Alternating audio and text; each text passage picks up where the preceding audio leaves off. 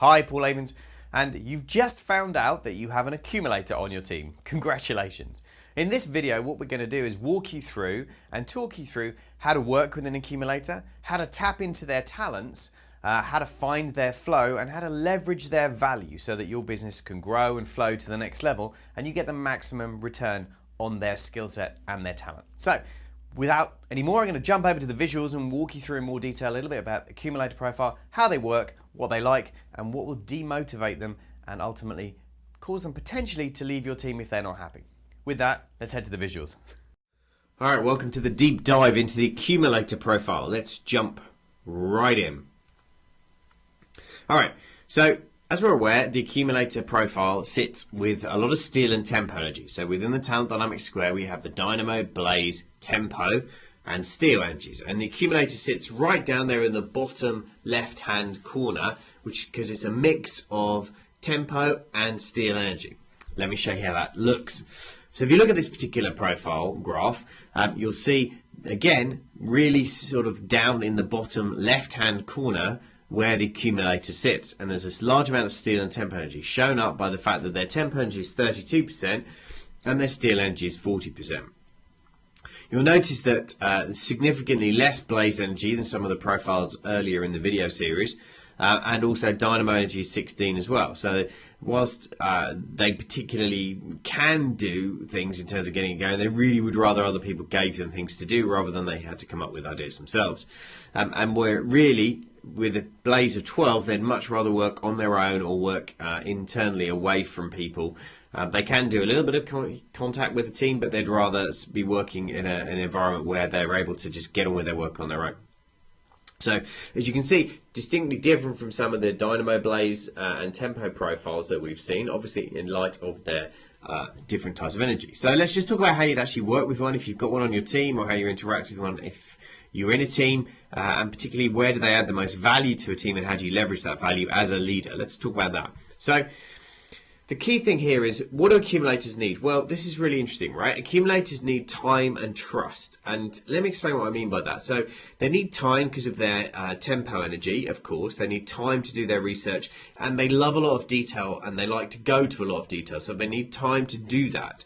They also need your trust. Their accumulators really do get stuck in this worry cycle of they don't want to waste time and they don't want to waste money, so they'll often avoid making decisions. So they need you to really build their trust and trust in them, and give them the time to do the work as required, right? So that's a high level of their confidence comes from your trust in them and giving them time to do the work that they are particularly skilled at. So if you were presenting information to them or managing them, so how to kind of manage them or present to them, I suppose we could say here, really it's slowly. You want to manage them slowly with a lot of contact, lots of detail and step-by-step plan, which is very much into the tempo energy of things. Plenty of facts and clear timelines when you're presenting information for them to do or tasks for them to do as a manager. So if you're managing them, it's slowly, don't rush them. Take your time in meetings, give them an opportunity to ask lots of questions, and that's really important, is give them the space to ask lots of questions, because they will have a lot of questions because they're naturally more detail orientated than some of the other profiles we've looked at today. The questions they will ask, well, they're typically into, how do you want the information? When do you want this back by? How do I know that it's the right information?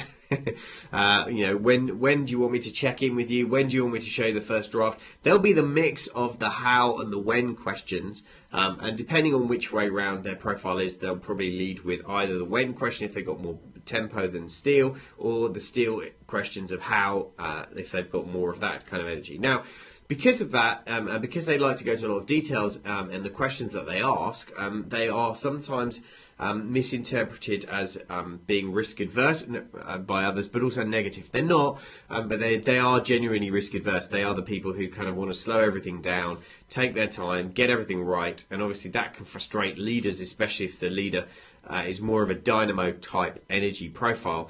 They'll find accumulators quite stressful sometimes in terms of for them, because they don't seem to move fast enough, whereas accumulators they are a really important member of the team because of the detail they bring. So how to communicate with them, focus on the research that they can do, plenty of reassurance as they worry about, as we said. Make sure you give them timelines for delivering reports and updates. So I'd like this by Wednesday, this by Thursday, and this by Friday. Or you need to say, how much time do you need? When do you think you can get back to me with that level of detail or that report? They're particularly good at those kind of things if they're managed in that way. Best kind of job roles, the researchers, scientific, they get attracted to things like researchers, financial controllers, accounts. A lot of the accounting profession that we've worked with over the years have high numbers of accumulators in their teams. In fact, one company who does payroll and credit control for as an outsourcing service, he only now hires accumulators because they've worked out that they are by far and away the best people for his team, and they don't leave very often, so he has a high level of retention in his team, which is just awesome. They're really good at credit control, great at reporting KPIs, managing the reporting function within a team. They can do the buying because they'll do great research, and the trader in them can pull that side out. The challenge is they'll be okay if they're buying things that are commodities and you can buy online and do research for. They won't be very good if you're buying things that are based on relationships, but they can be really good if they're buying things that are, able to do a lot of research online to get the best prices and the best locations for. They're typically drawn to project management because of that steal energy and the tempo. In fact, my wife is a project manager and she's an accumulator profile, so they naturally fit into that space.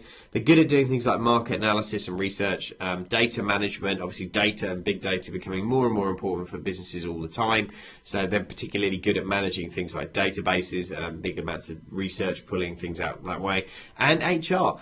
And this is quite surprising. We'll get people who say, well, why are accumulators good at HR? They haven't got any blaze energy. Well, or very little of it. Well, here's the interesting thing. 2 or 3 of the most successful HR managers and leaders that we've ever worked with were strong accumulators. And the reason for that is that if you talk to them, they'll tell you that HR is much more about processes and detail and reporting than it is about relationships. And managers tend to manage the day-to-day relationships with their teams. HR tend to back them up with all the stats and facts to make sure they follow process and procedure. So again, it's just understanding the real nuances of a role rather than the job title.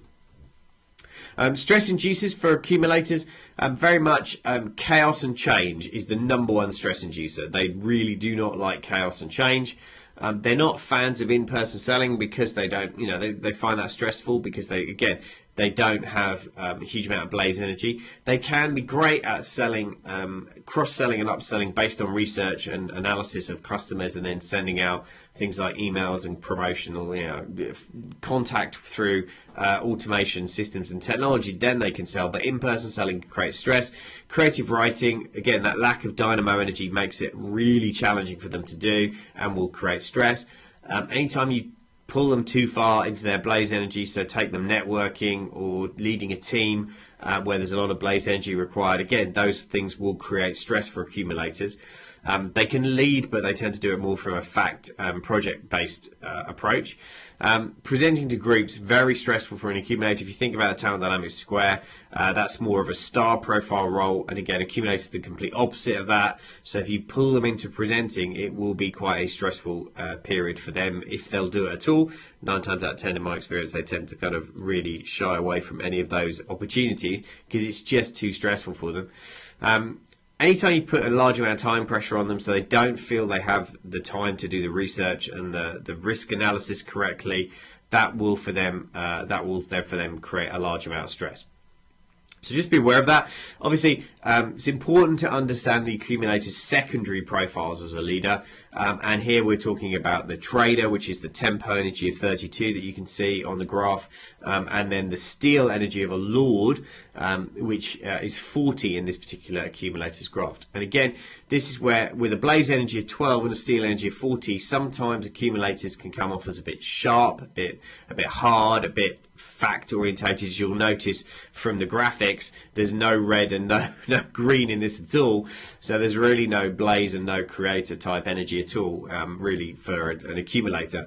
So they really do struggle with the human interaction side of being in a team. They find that very difficult, right? They're very quiet, they'll sit in the back of team meetings, but if you give them a research task to go away and find out things, they'll absolutely crush it and do all the research to back up other ideas that different members of the team may be having.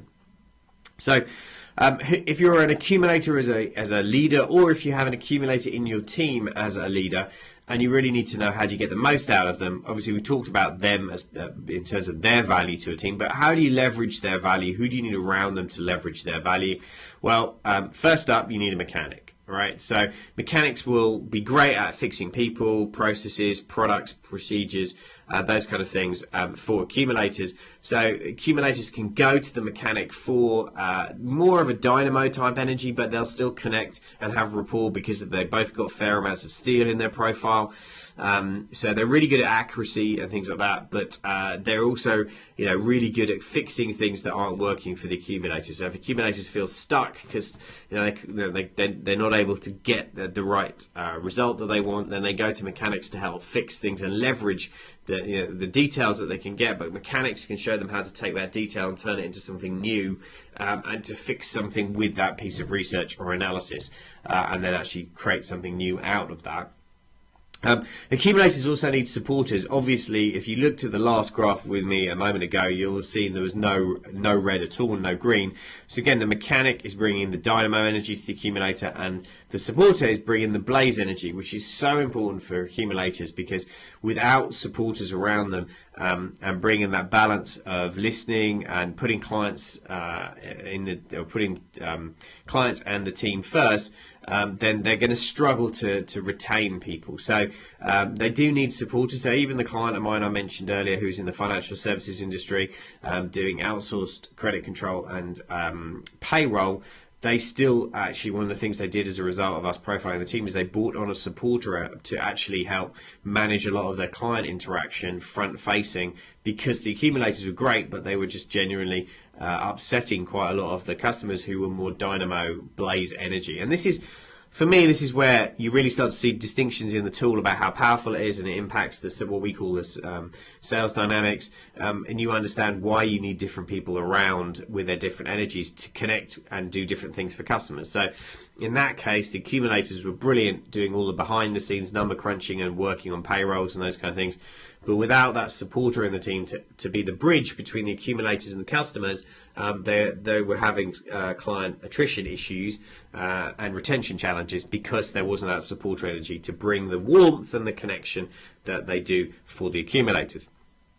So remember, it's not a label or an excuse. You can't just say, well, I don't do people because I'm an accumulator up here, and I've got blaze energy and Lord underneath here. These are the two things I've got underneath me, but as part of my secondaries, so I'm just detail orientated and I don't do people. That's not what we're saying. And to give you an example of why the numbers and why it's so important to profile all your team as a leader and to understand and select the nuances and the differences, here, this particular accumulator that we profiled has a 24 blaze. So actually with the 24 blaze, they would be much more able to connect and communicate and collaborate with a team with 24 blaze than, say, somebody with 12 blaze or 14 blaze. So again, the accumulators, they're not all the same. They can be very different depending on the type of talent frequencies that they have, which is why it's so important to not try and guess people as a leader, but make sure you actually do profile on them. So just to kind of wrap up with a couple of final pieces, the team roles, as you can see, so within the team, accumulators are really right down here. They're the researchers. They're good at finance and can do customer service as well, as long as it's more by email and remote, or chat, as opposed to actually spending time in relationships. So they're really the researchers on the team. They're the people you go to make sure that the ideas actually are viable and can really work. So really kind of critical from that perspective as well, and really kind of bring that balance to a lot of the dynamo energy up here that's out and about, and bring the kind of the details, slow everything down, which is just so important. So I want to tell you a client story now, and this is an interesting kind of perspective, give you a different take on it. This is a client of ours, Elite Investor Club. In fact, they were so impressed with what we did, we actually partnered with them on a couple of projects in 2017, and we won Partner of the Year for them. They gave us an award for their Partner of the Year because of how we helped them interact better with their clients. So you can see, obviously they're an investment club, and the vast majority of their clients, when we worked with them, we profiled them for them. They turned out they're attracting obviously heavily a large amount of investors, which were, you know, this mix of steel and tempo energy. Yet a large amount of the sales team was this blaze energy, as you can see, and they were trying to sell on relationships, not on facts and detail. And in fact, as you can see, a dynamo here in the training with his profile upside down. So, but as you can see, we spent all day teaching them about the 8 different profiles. We talked about how to accelerate, you know, this kind of trust and flow and sales and profits using this team. And we came up with a ton of ideas that you can see on the board behind them there about how to connect and collaborate and communicate differently with this kind of client, because if they're going to invest, they need lots of detail, lots of fact, lots of evidence, and they need space and all those kind of things. And we needed to teach the Blaze people in the team how to collaborate differently with them. And more importantly, actually, we redeployed some of the Blaze energy in this team to go out and build partnerships to bring in other companies with this kind of client base that they could sell. So we actually shifted their role from selling to the customers to selling to partners to bring in better joint ventures and promotional partners and things like that. The result of which was a hugely successful shift in strategy about how we deployed the team dynamics. And Graham Rowan here, very famous speaker, trainer and investor himself, obviously was gracious enough to award us Partner of the Year for the work that we help them do in understanding their clients more and understanding how to redeploy the team to better serve that particular type of profile who was the majority of their client. Okay, so hopefully that gives you another distinction on how you can use this incredibly powerful tool, and concludes our deep dive into the accumulator profile. So with that, back to the studio. Okay, so welcome back. We've come back from the visuals and hopefully you got a lot out of that coaching session and what I walked you through. Now, you've been looking at the accumulator profile and you've learned a ton, but I want to give you an opportunity to take your learning to the next level and to actually get an additional profile and a debrief with one of my trainers done right here, right now. How do you access that? Well, on this page there's a bright button, and if you click that button right now, you're going to get the opportunity to take a full profile either for yourself or for one of your team, perhaps somebody on your team you've been a bit confused about and you're trying to understand them. Maybe they are an accumulator, maybe they're not. Maybe you're an accumulator, maybe you're not. And you'd like to find out. So on this page there is a thank you gift from me to you. Whereas if you click the button, you're going to get a special price, one-off on this page for taking a profile and having a debrief with one of my certified trainers. Again, this is a powerful debrief, 45 to 60 minutes with you on the phone via Skype, where we're going to walk you through and talk you through your profile in depth, explain what your talents are, how to tap into those talents, where you add the most value in a team, what people you're going to need around you, who's going to need to be around you to kind of help you perform at a higher level. And if you're a leader watching this, then you're going to also understand from your profile who do you need to recruit to build that first 2 or 3 steps in the high performing team model that we talk about. So you've been looking at the accumulator profile. I encourage you right now on this page to click the button, get on there, take the profile and find out what the talents are either of yourself or of somebody in your team, because obviously you can use it with them, and get that debrief into your business right now. Trust me, it's going to be an incredibly powerful and rewarding 45 to 60 minutes investment that you can make today. Click the button. It's only on this page. I'll see you soon. Bye for now.